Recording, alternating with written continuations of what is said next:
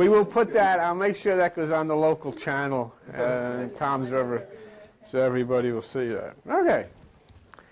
Okay.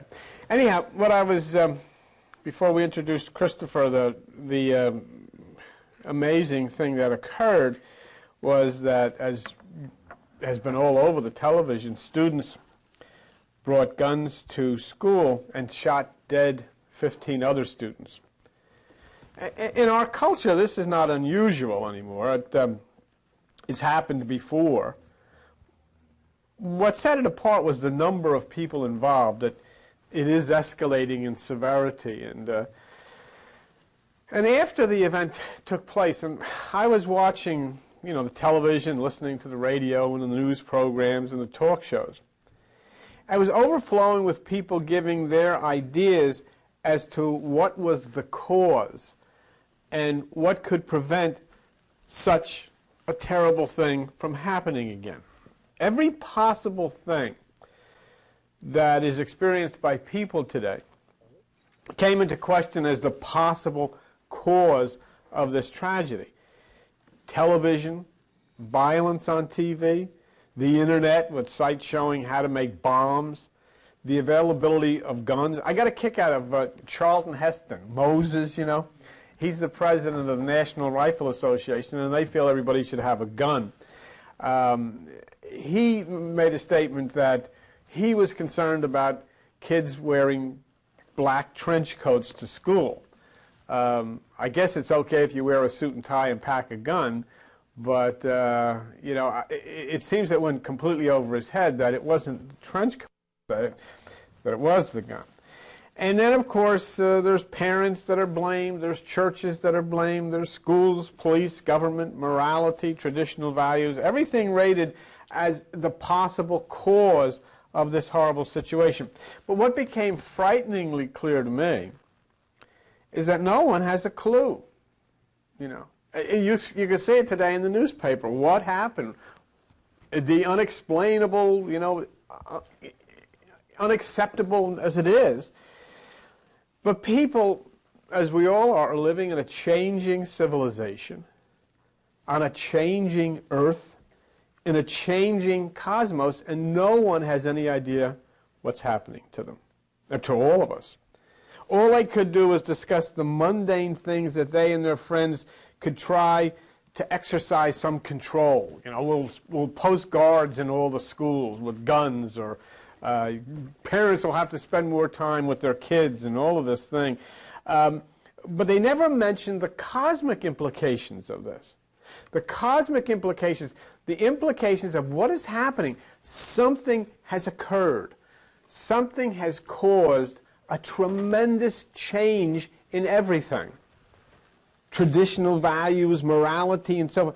And what is happening? And that's what they ask on television. What's going on? But they never stop, because people have told them for hundreds, thousands of years what's going on, what's going to happen, what could happen. But people, for the most part, up on the street here, have totally detached themselves from the connection with the awesome power of cosmic magnetism, which occurred for us around October the 12th, excuse me, yes, around October 12th, no, excuse me, that's incorrect. In October of 1912, that's when Uranus entered into its house. But before that, things were starting to be felt. Around 1900, the late 1890s, things started to take a change. Around 1900, we created or invented a light bulb. And then this tremendous new consciousness started to develop with the advent of discoveries, all kinds of things, automobiles, electric lights, airplanes. I mean, all of the things that we take for granted. But prior to this, there was none of that stuff. And that's not that long ago in the scheme of things. But something happened here, and what it was Uranus starting to position itself as a controlling influence here.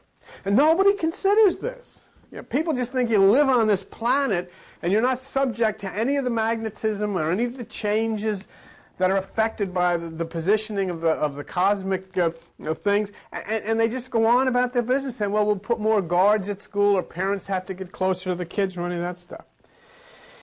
But the Aquarian factor has started to influence the minds of people. No one considers that. I haven't seen that even mentioned as a consideration anywhere, in any newspaper, on television, anywhere. They've thought of every possible conceivable thing that they're going to try to do, but yet it gets worse and worse and worse, as it will get worse and worse and worse as you drive deeper into the magnitude of this power and these angles of light. I picked up a book on astrology. It was written by a guy by the name of Lyman Stowe, and the book is published in 1907. That's 92 years ago.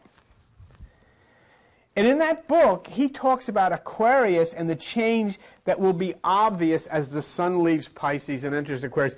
This is what he said would happen. And he wrote this 92 years ago. He says, we may look for greater expressions of selfishness, money grasping, expressions of the lower passions, combativeness, fighting, contentions in the family, church, and state.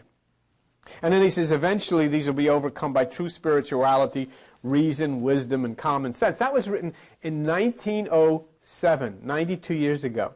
The man was not a prophet. He simply understood what happens when Uranus begins to exercise influences on the human brain, which began around 1900.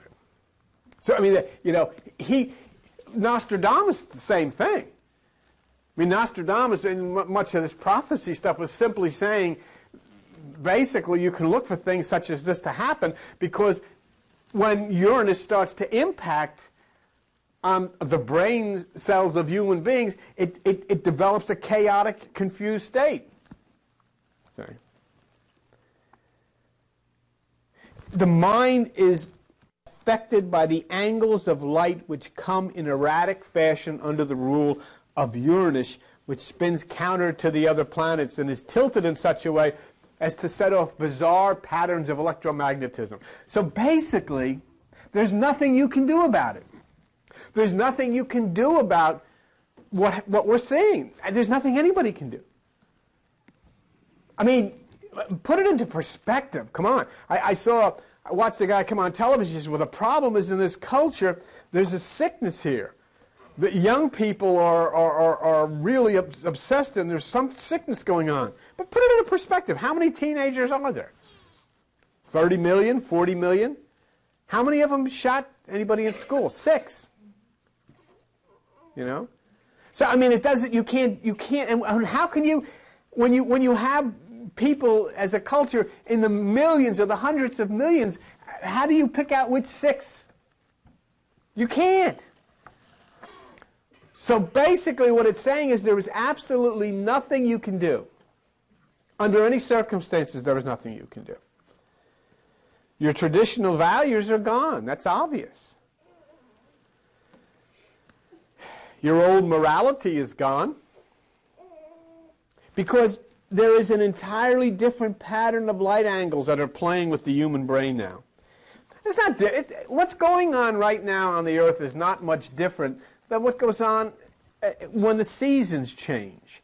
When winter changes to spring, when summer changes to fall. What happens? Something occurs. Storms, severe storms, hurricanes, tornadoes, because the old begins to interact with the new.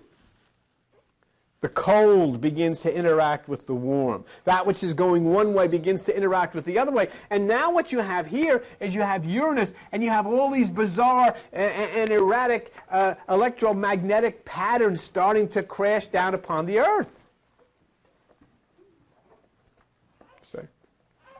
And so, when this occurs, naturally there's going to be changes. Things are going to be felt differently. So am I saying that the shootings in Colorado were caused by Aquarius? Of course not. But these shootings were part of the new feeling, the new paradigm, the chaos and the confusion, and the new civilization, the new consciousness, the awesome change coming down upon the earth from new angles of magnetism causes changes in behavior. And the shootings occurred, Aquarius occurs, because the earth is going through a cleansing period. And the cleansing period is a time of chaos and confusion. It's change. It's a great change. I mean, you know what type of confusion comes if you change, you move from one house to another. There's confusion, there's a change. Well, here's a whole change in the thinking aspects of the human mind. Traditional types of things are being shaken down, and people inside don't know what to deal with, how to deal with it. When you move in a period of great change, there are many positive things that occur for those who will use the neutral force for good. And that's an important. Would you want to just get me a damp? This thing is really not good. There is many positive things that have occurred over the period of the last 100 years. Wonderful things. If people will use that force for good. But what we forget is that there are those who use the force, that same force that has moved civilization, but they used it for negative things. There are those who use the very same force that you use for good for evil. And they move right along with us to experience these same advances. Let me give you an example of what I'm talking about. Thank you, Mary. Let me give you an example of what I'm talking about. I remember, I don't know how many of you recall this, but there was a time, a couple of years ago, a few years ago, whenever it occurred, a fellow went up to the top of the Empire State Building and shot somebody up there. You remember that? How did he get to the top of the Empire State Building? He went up in the elevator. So let's say there were 6 people in that elevator. 5 of them were going up to look at the view. 1 of them was going up to kill somebody. But the elevator didn't say, well, now wait a minute. I don't want this bad guy going up. I'm only going to take the good guys. I only want to take up the people that are going to look at the view. I don't want anybody who's going to... No, the elevator took everybody. In other words, that man who was going up to do evil used what you invented for his purposes. You see? He was in the elevator with the others whose motives were to go to the top of the building and see the view. So, you know, the thing is, the invention that made life much better for all of us, the elevator, you don't have to climb stairs anymore, is a neutral force. It could be used for good, it was, but it can be used for evil. It doesn't discriminate. The bad person uses the elevator to complete his purpose in the same way as the good people use the elevator. So what happens? Isn't it wonderful you invented airplanes? Because you could fly. Now you can get from one end of the country to the other in 5 hours. That's good. But then somebody found out also that you can drop bombs from the air on people using the same thing. That's not good. So good and evil, light and darkness, use the same things. So you say, well, what's going on now? Well, in the old days, you couldn't have 2 kids go into a school and kill 15 people. Because all they had were knives. You can't kill 15 people. 2 people can't kill 15 people with a knife. But you people invented automatic weapons. So now the same kids who might have brought a knife to school or who punched somebody in the nose years ago, they don't have to punch anybody in the nose. Now they use automatic weapons. In other words, what we have created, which was supposed to be for our good, or we only want the automatic weapons for our soldiers so they can defend us. We only want the automatic weapons for our policemen so they can protect us. Those are the light forces, but the dark forces also take those things. And then you turn around and say, what's going on? Well, you created this stuff. When I'm saying you, I don't mean you sitting here. I'm talking about the general you. See, the elevator was created by us so that we wouldn't have to climb stairs. So now the man who's going to go up and shoot somebody doesn't have to climb the stairs to get up there. He can take the elevator. Isn't that good? And that's the problem you have here. Everything moves along, and everybody moves along and takes advantage of the same inventions, the people of light and the people of darkness. If there was no elevator, that guy would have never been able to get to the top of the Empire State Building to kill anybody because he could have never walked all those flights of stairs. But we invented it. It is a neutral power, and it can be used for good or for evil. And as you have inventions here in 1900, you don't have many of them. So there's not much good, there's not much evil, because, there's, people that are doing bad things are out on a farm somewhere or living in a little town and all they got are candles, and who are they going to hurt? Maybe they'll hit somebody over the head with a club. That's not too bad.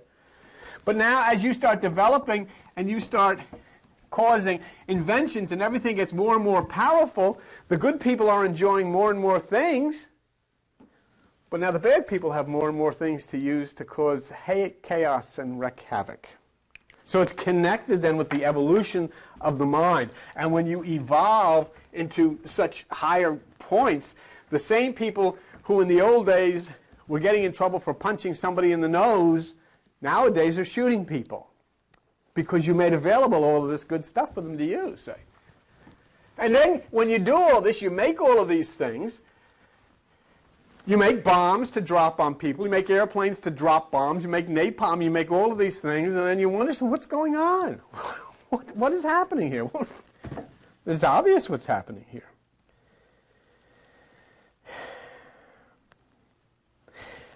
When I consider what I was thinking of a couple of weeks ago when we met with Ahmad Halusi up in New York. And he said something very interesting that I think sums up. There are people who, because of receiving the angles of light from above improperly, are working at a lower frequency. In other words, their mind does not function at the same frequency yours does. So while you may be picking up positive things of, oh, I got to get the kids to school. Oh, I want to get this job. I want to get this raise. Oh, I want to do the garden. Oh, what's going through them? They're on a different frequency. They're watching a different movie inside their head that is causing them to be in touch with ideas that are destructive. They're working. They are the people of the dark, as opposed to the people of the light. Now, all of us have some of both in, but I mean, there are these that are predominantly consumed in this for whatever reason.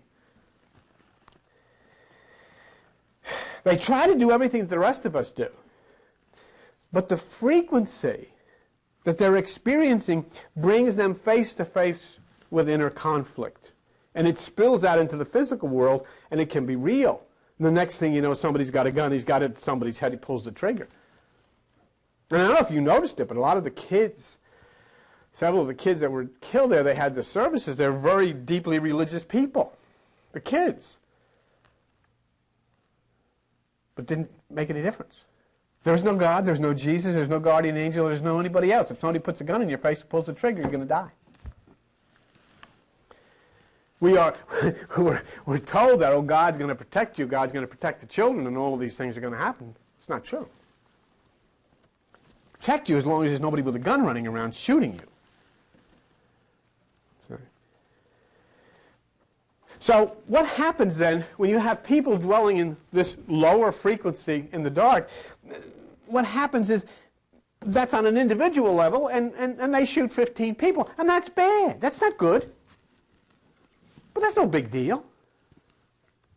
Not when you consider that the government that you love and salute and march with their flag is currently dropping bombs that have killed thousands of children. You don't even know how many. And nobody asks any questions because it's patriotic. Oh, when two teenagers get a gun and shoot 15 kids, this is a terrible thing. We're all going to go to church, we're going to have services, and we're going to try to change this, but you don't know when a guy's moving over with smart bombs into Yugoslavia or wherever. How many kids have been killed? How many babies have been incinerated by the bombs we've dropped? We don't know. We don't even ask. It's not even a big deal. But there's many, many, many who have died. So does that mean that the kids that shot these people are worse than the ones that are dropping the bombs on the children? Or the ones that are doing the ethnic cleansing? It's all evil. It's all darkness. One to a greater extent than the other. 2 kids shoot kids in school. That's on a smaller extent. Your government is dropping bombs, killing kids all over the place. That's a bigger extent. The other side, they're ethnic cleansing. They're killing kids. Everybody's killing kids. They're killing women, killing babies. Everybody's killing. But see, the big shots that do the killing, the governments that do the killing, that's patriotism. The cult is involved in that, so it's okay. This is the trench coat mafia. See, that's not good. What's the difference between the trench coat mafia and the government that drops bombs on people? The government that drops bombs on people kills thousands more than the trench coat mafia, but nobody gets upset about that. Because that's part of our standard. That's the way we live. We've been dropping bombs on people ever since we've been formed. As the other countries do too. So the shadow then, which Carl Jung called it the shadow, is that dark side. Not only part of individual kids or individual people, it's part of governments and religions and cults, groups that cause all of this chaos and hurt people. So you create electricity. It's a wonderful thing. I wouldn't want to live without electricity. It's beautiful. I mean, look at all the things we can do with electricity. But you know what? It gave somebody an idea. We can hook to a chair and kill people with it. That'll be good. You don't have to shoot them anymore, stick a knife in. We'll just put them in a chair and turn on the juice. Atomic energy. It's great. You can light up houses. My God, what tremendous energy, tremendous power. And then somebody got the idea we can put it in this barrel and drop it on a town and kill everybody in one shot. It's great. Right. So what I'm saying is the very same thing every time that the good guys use to light up the town, the bad guys use to incinerate the town. The good guys use to turn on the lights, the bad guy use to kill people. The internet. I don't know what I do with that. I don't know what I do. I don't know where to find all this information about. I mean, it's the most unbelievable, mind-boggling thing ever created. You can sit in your house wherever you are and be in touch with everything that ever was in the world. It is absolutely astounding. But you know what else you can find out? You can find out how to make bombs. And you can find out how to make bombs using the stuff you have in your kitchen. Isn't that great? I mean, how easy can it be? So what do you have to do? You have to get rid of your airplanes, because they drop bombs. You have to get rid of the internet, because they show you how to make bombs. You have to get rid of electricity. What you have to do is return back to the Stone Age. And then the only violence you will have is somebody hitting somebody over the head with a club once in a while. But if you're going to invent all of this stuff, and you're going to evolve to this point of sophistication, remember that the dark side is going to evolve with you, and they're going to use that very same stuff to raise hell.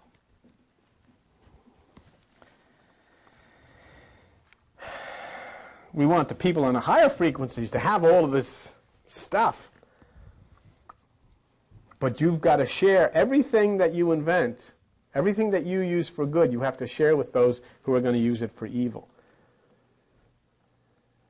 There's yin, there's yang. There's light, there's darkness.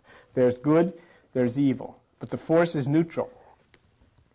If the person uses the force, it depends on what frequency that person is operating on as to whether it's going to do you good or it's going to hurt you.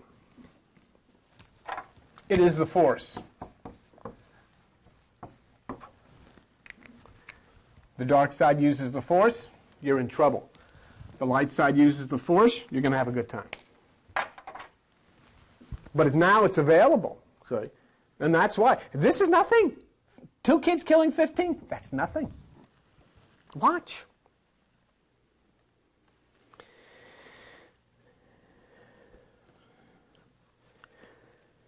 So we're not going to get rid of television, we're not going to get rid of guns, we're not going to get rid of the internet, we're not going to get rid of electricity. We will continue to invent more and more powerful mediums for the highers to use for comfort and technology, but at the same time, the lowers will use the very same thing for murder and mayhem, and everybody's going to say, what is happening? What is going on? What is happening to our morals? Where are our traditional values? So what do? First thing that you have to do is you have to recognize that you live in a society that has radically changed over the last 100 years. Most of you are aware of that. The second thing is you've got to listen to those who wrote about the changes that come about by the changes of the cosmic season. There is no reason that people don't know. I cannot understand how people can stand in church and never even consider, is there a connection between the change in the way we think, and the change in the way we live, and what's going on in the universe? Is there a connection with it? People just think that you're isolated on this earth. You're not subjected to any kind of changes from the electromagnetism, even though we've seen such radical things occur. I mean, let's be honest about it. You can have somebody come on, and Joyce Brothers can come on and say, well, parents have to get closer to their kids and have to spend more time with their kids. And that's wonderful.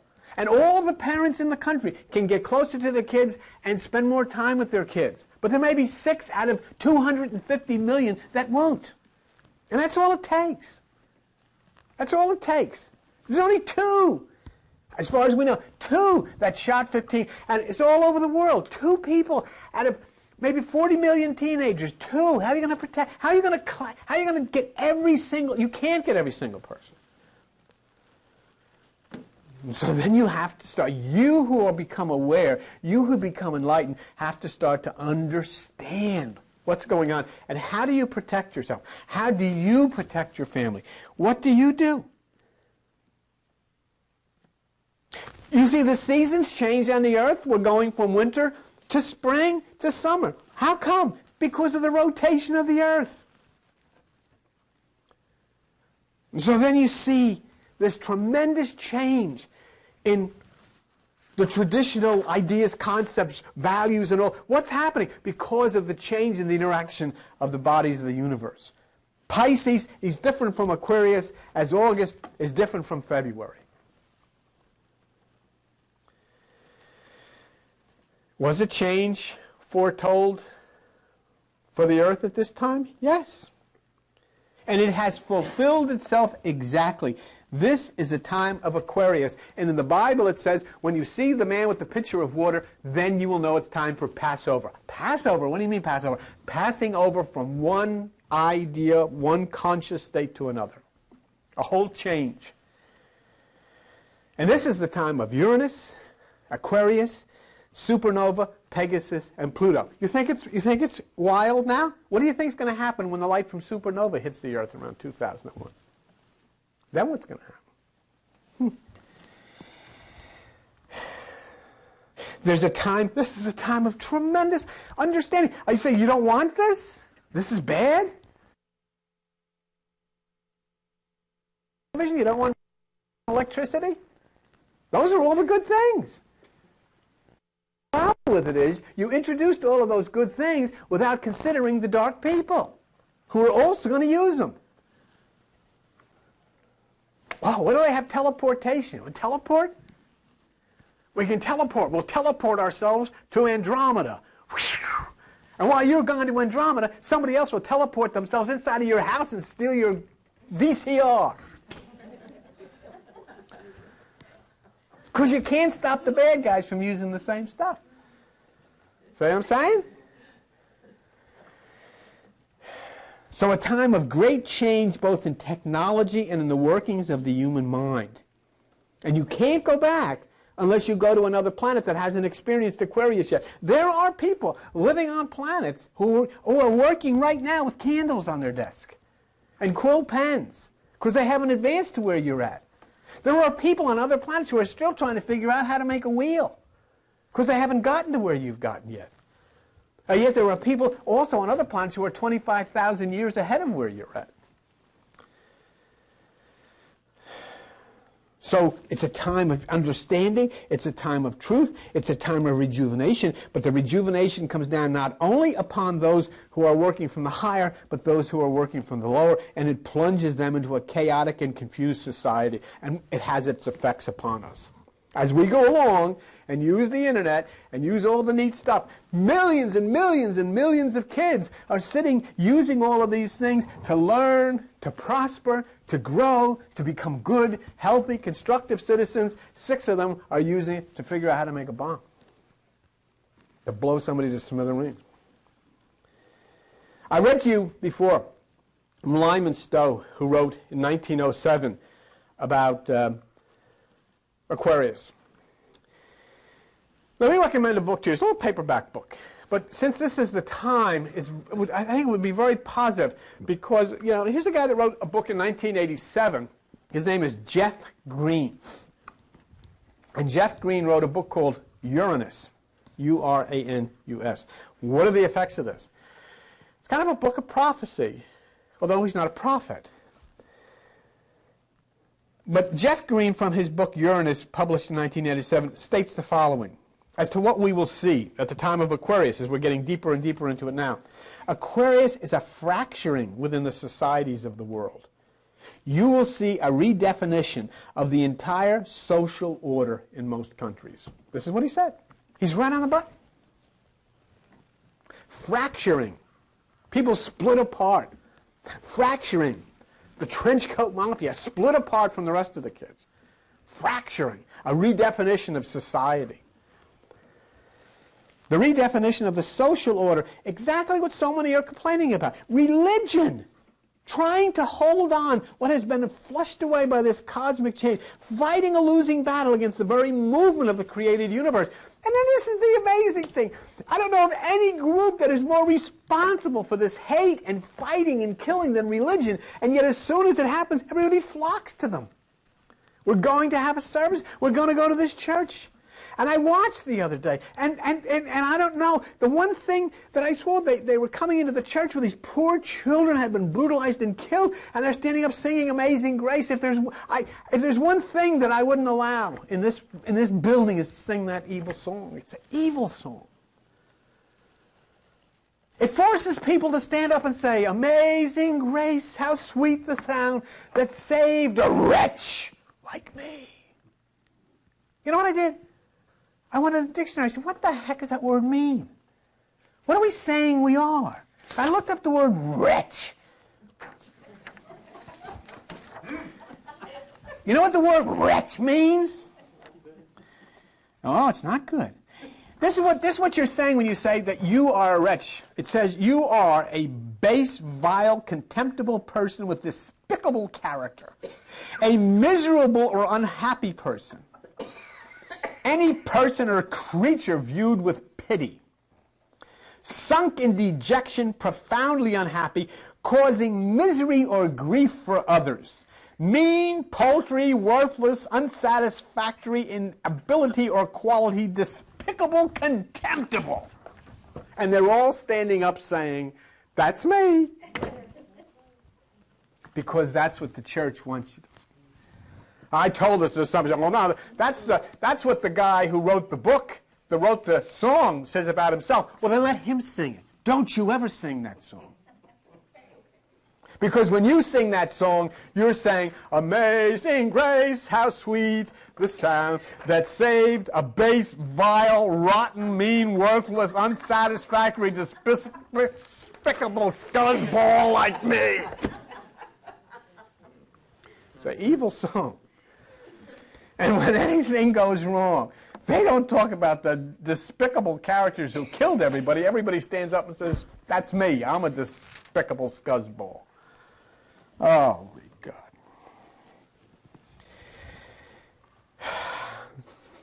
Jeff Green, in this book Uranus, makes this statement. He says, do you not have a sense of social alienation? Isn't that amazing? He's saying this 12 years ago. Don't you feel a sense of social? Do the kids who were in this trench coat mafia had a sense of social alienation? They sure did. There was one group, the athletes and the others, against them and fighting all the time. And, they spent the last year plotting how they were going to kill the others. It was this feeling of social alienation. And Jeff Green says, Does not this lead to fracturing, to a redefinition of the social structure? Is this the collapse of the North American dream? And then he says this, is this not turning into a nightmare for many? And he's saying because of Uranus. He's the first guy who's given an explanation. Yet, go read your Asbury Park Press today. Said this is unexplainable. Nobody has a clue.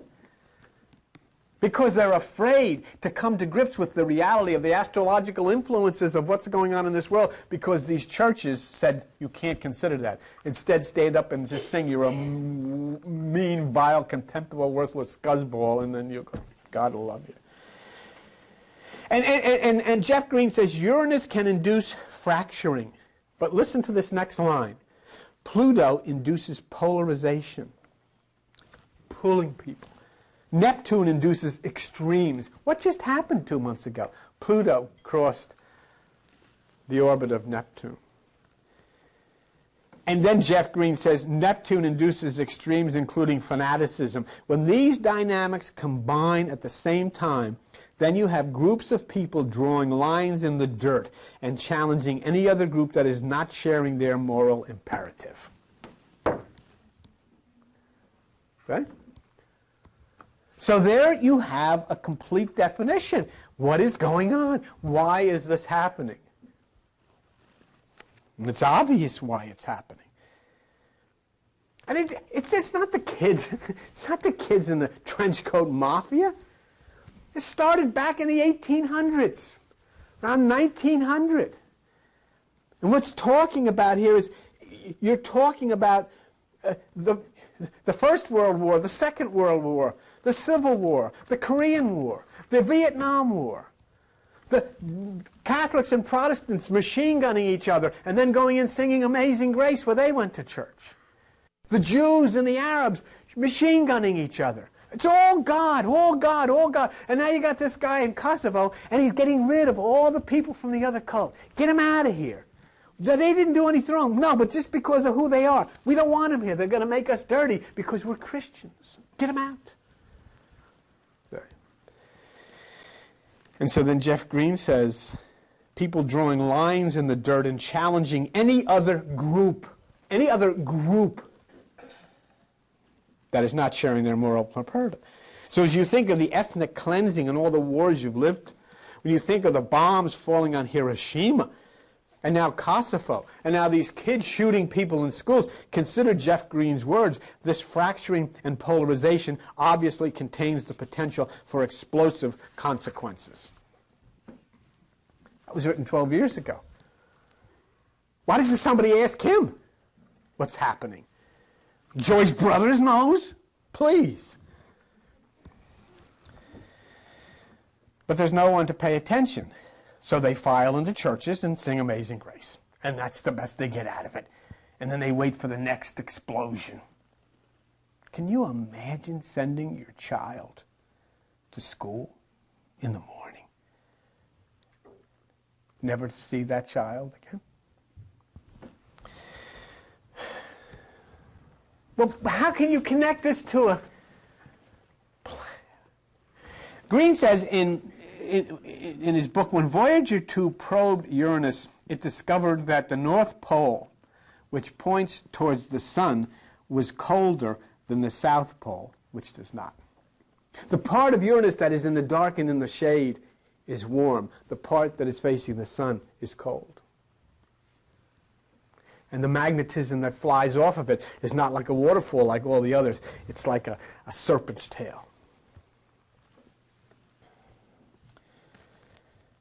You have kids shooting in schools, and you're waiting for the magnetism to hit the earth from supernova. Watch. What is so amazing to me is that all of the pastors and all of the newspaper people are just saying there is no explanation. We don't know. We don't know what to do. And they're Christians. The Christians don't know what to do. And all they can say is have faith. God is going to protect. Jesus loves the little children. Yeah, as long as the guy after him doesn't have a machine gun. What to do? They don't know what to do. I'll tell you what to do. Pick up your Bible, church. Pick up your Bible, Christian, and read it, and follow the one that you say is your Savior, Jesus Christ, because he said the first thing you've got to do is find the kingdom of God. Seek first the kingdom of God. And he says the second thing you've got to do is learn how to seek the kingdom of God and know where it is. And he said in Luke 17:21, the kingdom of God is within you. Jesus said the first thing you've got to do is look within yourself. But of course your church will tell you you can't do that. That's evil. And then he even told you how to do it. He said if your eye be single, your body will fill with light. If you practice the single eye, if you stimulate the pineal gland of the brain, your body will fill with light. You will collapse the wave to a particle. The light will line up with a harmonic, and all of the chaotic magnetism that's coming down to the earth will enter you in a harmony, and you will then be saved out of the chaos. And as it says in the scriptures, 1,000 will fall on your left, 1,000 will fall on your right, but no harm will come to you in your house. That's how you do it. Seek first the kingdom which is within yourself. What did he say? He said in Mark 13:37, Jesus said, and what I say to you, I say to all. Watch.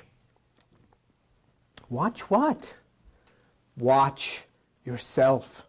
For in so doing, you cause the light field inside of you to collapse from a wave to a particle, where the particle then lines up with the pineal gland, and you will receive instructions from that very same magnetism that is causing chaos and confusion will be collapsed to align, to communicate with you, and lift you above all of the chaos. That is the salvation for the world. To come to grips with the fact, to abandon the cults of the world, every religion that exists, and find a communion with God from within themselves. That will end all of the chaos. That's the answer to the problem. So you have the choice of this meditation, and the meditation that I prescribe is to hold your breath, which will shut down the thoughts, close your eyes, which separates you from the outside bedlam, and simply say, I am watching myself, which then induces a suggestion that collapses the wave field and puts you on a harmony with God. It takes you 5 seconds. You close your eyes, you can do that. You hold your breath for 5 seconds, you can do that. You say, I am watching myself, you can do that. And if you need documentation as to whether this is true or not, go into any book on quantum physics and you'll find out it is true. And when you do that, you line up with the harmony, and then the impact of the electromagnetism is not chaotic, but it is harmonic. And it will save you, and it will save your kids. So you have the choice. If you can try that, it doesn't cost you anything. You don't have to join anything. You don't have to go anywhere. 5 seconds. Or you can line up with the people up here who say, what's going on? What's happening? We don't know. Everything's out of control. Let's get guards in the schools with submachine guns. You can line up with them who haven't a clue as to what's going on in their schools, in their towns, in their country, on their earth, or in their universe. They don't have any idea. You want to follow them? Because if you follow them, you're putting your kids at big risk. And if you don't think your kids are at big risk, remember those people in Littleton, Colorado, they just sent their kids to school. There's no problem. Nothing's going to happen. 15 of them never came home.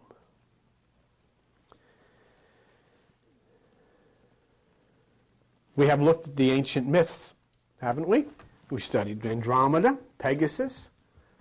We've talked about Boots, and we talked about supernova, and we talked about the single eye, and we talked about all the various aspects of ancient mythology, and we realized that ancient mythology was telling us about the cosmic implications today. What's going on in the world? What's going to happen in the world?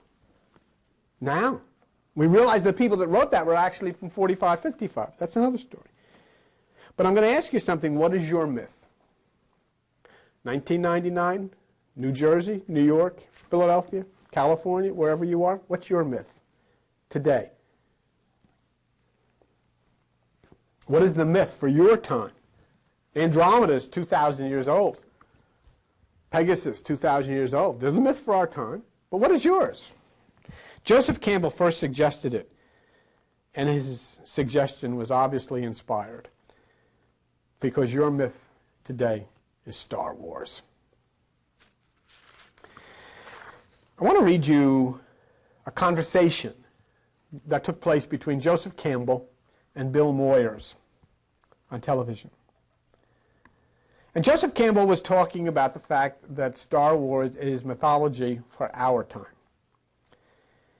And Joseph Campbell said, I've heard youngsters use some of George Lucas's terms from Star Wars. George Lucas wrote Star Wars.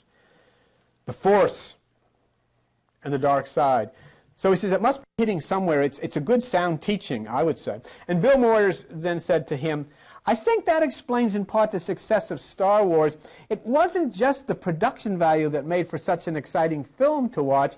It was that it came along at a time when people needed to see in recognizable images the clash of good and evil. They needed to be reminded of idealism to see a romance based upon selflessness rather than selfishness. And then Joseph Campbell said this, the fact that the evil power is not identified with any specific nation on the earth means that you have an abstract power, which represents a principle, not a specific historical situation. The story in Star Wars has to do with an operation of principles. The monster masks that are put on the people in Star Wars represent the real monster force in the modern world. Now listen to this. Darth Vader, when the mask is removed from Darth Vader, you see an unformed man, one who has not developed as a human individual. What you see is a strange and pitiful sort of undifferentiated face. In other words, that dark mask of Darth Vader is the mask that everyone is wearing, and when it is removed, there is no person there. There is the system. There is the religion. There is the nationality. There is the traditions. And that's what Bill Moyers said. What's the significance of that dark mask and the unformed man behind it? And Joseph Campbell said, Darth Vader has not developed his own humanity. He's a robot. He goes to church and they say, sit down, and they sit down, and they get up and they get up. And they go to the right and they go to the left, and he joins the arm and he said left face, and they all turn left and they all turn right, and they do whatever they're told to do. And if it's time to have a parade, they all march, and they all do everything together in step. They don't do anything from their own soul, from their own mind, from their own initiative. And Joseph Campbell said he's a bureaucrat, and living not in terms of himself, but in terms of an imposed system. I was born, and I became a particular religion. Nobody asked me, what religion do you think makes more sense? They just said, this is what you are. You were born this, you were raised this, your grandfathers and all the people are part of this. You've got to be this. And Joseph Campbell said, this is the threat to our lives that we all face today. Is this system going to flatten you out and deny you your humanity, or are you going to be able to make use of the system to the attainment of your own human purposes? I wish he didn't. I wish he was alive. How do you, Joseph Campbell said, how do you relate to the system so that you are not completely serving it? It doesn't help to try to change it to accord with your system of thought. The momentum of history behind it is too great for anything really significant to evolve. The thing to do is learn to live in your period as a human being. That's something else, Joseph Campbell said, and it can be done. As an individual, not part of them. Take off the Darth Vader mask and let the sun come in and heal you and declare your individuality and separate from those people of darkness. And that's what Bill Moyers came. I said, well, what can we do? How do we do this? And Joseph Campbell said, by holding on to your own ideals for yourself. And like Luke Skywalker, rejecting the system's impersonal claims upon you.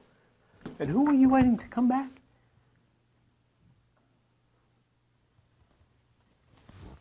Jesus in the myth.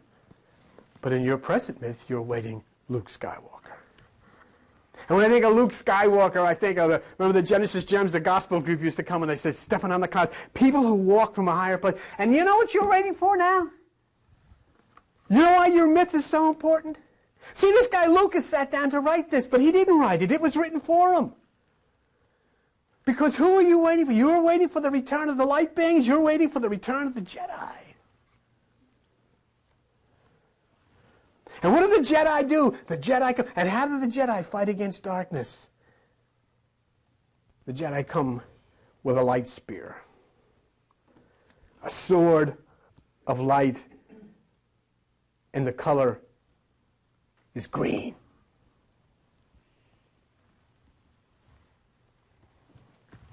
That's your myth. Luke Skywalker. The return of the Jedi, coming with a sword of green light to destroy the powers of darkness. Bill Moyer said, when I took our two sons to see Star Wars, they did the same thing the audience did at that moment when the voice of Ben Kenobi says to Skywalker in the climatic moment of the last fight, turn off your computer, turn off your machine, and do it yourself. Follow your feelings, trust your feelings. And when he did, he achieved success, and the audience broke out into applause. And Joseph Campbell said, well, you see, that movie communicates. It's in the language that talks to people, and that's what counts. It asks, are you going to be a person of heart and humanity because that's where life is, from the heart? Or are you going to do whatever seems to be required of you by what might be called intentional power? But when Ben Kenobi says, may the force be with you, he's speaking of the power and the energy of life, not of programmed political intention. May the force be with you. And we're all part of the force. And some of us use the force in inappropriate ways. We all have Darth Vader to contend with. But now we anticipate the appearance of Luke Skywalker and the return of the Jedi. And the Jedi come to the earth bringing the lightsaber whose color is green. And the powers of darkness will be destroyed as we reach to a new millennium of life. Thank you very much. We'll see you soon. Bye-bye.